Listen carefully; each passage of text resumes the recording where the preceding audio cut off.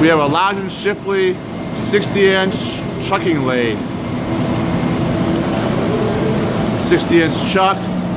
You have a 12-inch spindle bore. 15 horsepower motor.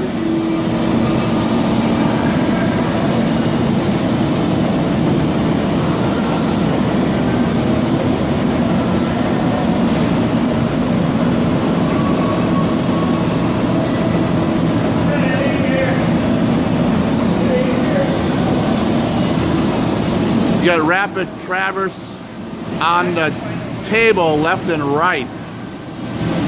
Manual feed in.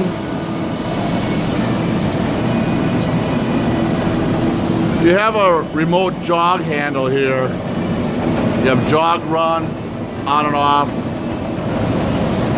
400 RPM spindle. You get the select gauge for different RPM speeds.